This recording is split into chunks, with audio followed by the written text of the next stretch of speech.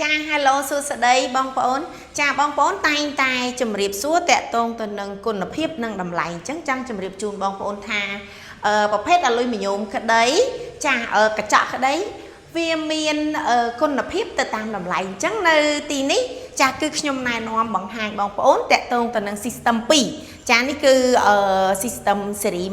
136អញ្ចឹងខ្ញុំជឿជាក់ថាបើបងប្អូនបានឃើញ frame វាបែបនេះចាហើយឃើញអំពីសញ្ញកនៃទ្វារឬក៏បង្អួចស៊េរី136នេះគឺជាប្រភេទចាស៊េរី136 slide ដែលមានរៃ3ចាមានជាសំណាញ់មូសមួយសញ្ញកហើយកញ្ចក់ពីរសញ្ញកបែបនេះគឺមានតម្លៃសមរម្យចាបូករួមទៅនឹងគុណភាពគឺគុណភាពល្អចាសេវាកម្មក៏រហ័សទាន់ចិត្តអញ្ចឹងនេះគឺជាអ្វីដែលបងប្អូនតែងតែ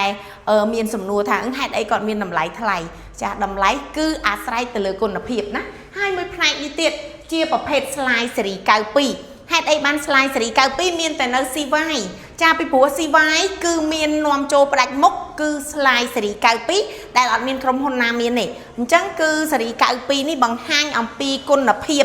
ចាដ៏ល្អឥតខ្ចោះគឺតកតងទៅនឹងចា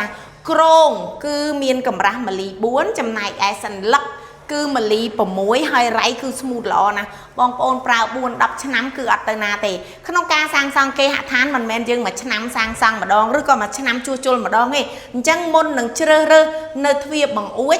សូមធ្វើការត្រេះរិះពិចារណាប្រៀបធៀបឲ្យបានច្រើនអញ្ចឹងដើម្បីទទួលព័ត៌មានលម្អិតសូមកុំភ្លេចណាទំនាក់ទំនងមក CY សាកសួរព័ត៌មានលម្អិតនិងប្រឹក្សាយោបល់ដែលយើងស្ថិតនៅលើផ្លូវ217ខណ្ឌដង្កោជាប់វីរៈបុនធម្មសាខាចំការដូងឬអញ្ជើញទំនាក់ទំនងតាម Facebook Page TikTok និង Telegram អរគុណបាយបាយ